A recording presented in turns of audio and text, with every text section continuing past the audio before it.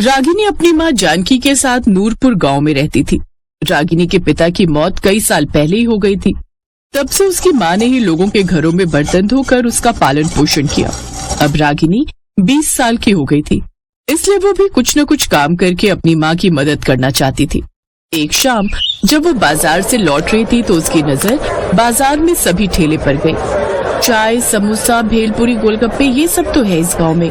इसके अलावा मुझे कुछ सूझ नहीं रहा। अब मुझे कुछ काम ऐसा सोचना होगा जो सस्ता भी हो और लोगों को पसंद भी हो।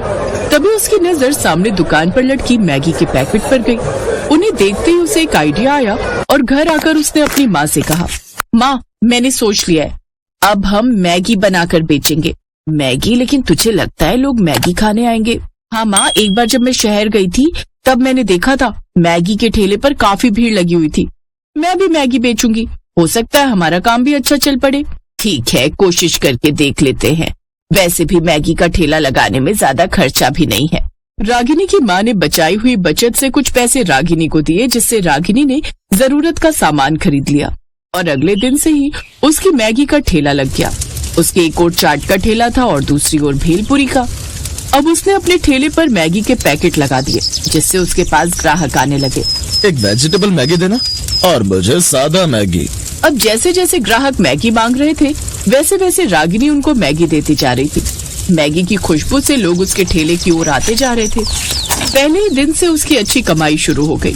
उसकी कमाई देख उसकी माँ भी बहुत खुश थी। अब रागिनी को अच्छा लग रहा था कि वो अब अपनी माँ की कुछ मदद कर पा रही थी।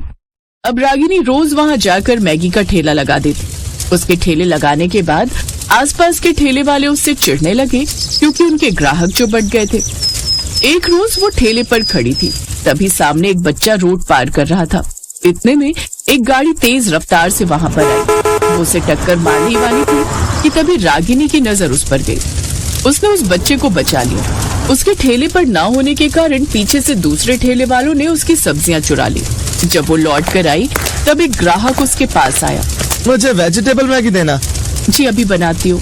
लेकिन उसने देखा तो उसके ठेले पर से सब्जियां गायब थी। हे भगवान, सब्जियों की पिन्नी कहाँ गई? यही तो थी, नहीं मिल रही, कहाँ गई? बहन जी जल्दी कीजिए। तभी उस बच्चे का पिता, जिसकी उसने जान बचाई थी, उसे कुछ अंडे दे गया। आपने मेरे बच्चे की जान बचाई, उसके लिए बहुत बहुत शुक्रिया।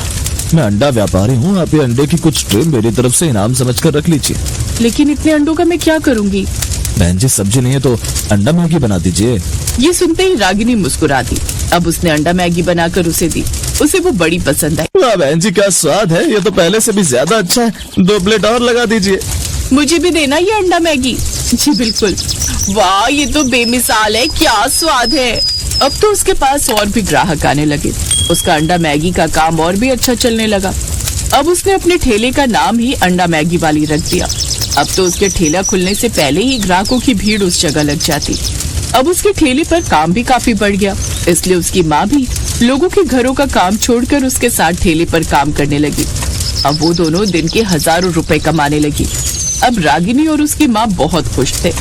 मुझे नहीं पता था मेरी बेटी इतना अच्छा बिजनेस करने लगेगी। तेरा लाख लाख शुक्र है भगवान। अब वो दोनों सुबह से शाम तक अंडा मैगी बनाकर बेचने लगी। साथ ही सादी और वेज मैगी भी बेचती, लेकिन अंडा मैगी उसके यहाँ सबसे ज्यादा बिकने लगी। ये देखकर पड़ोसी ठेले वाले बहुत दुखी होते हैं। हमने इसका ठेला बंद करने के लिए कितना कुछ किया, लेकिन कहते हैं ना, जब ऊपर वाला साथ देता है तो कोई किसी का कुछ नहीं बिगाड़ सकता। बिल्कुल सही। अब लगता है हमें दूसरे बाजार में जाकर ठेला लगाना चाहिए। यहाँ अपनी दाल नहीं गलेगी, क्योंकि यहाँ तो अब पूरा बाजार ही अंडा मैगी के नाम से जाना जाता है। वो दोनों ठेले वाले दूसरे बाजार में जाकर ठेला लगाने लगे। अब माँ बेटी का काम काफी अच्छा चलने लगा और वो खूब पैसे कमाने लगी।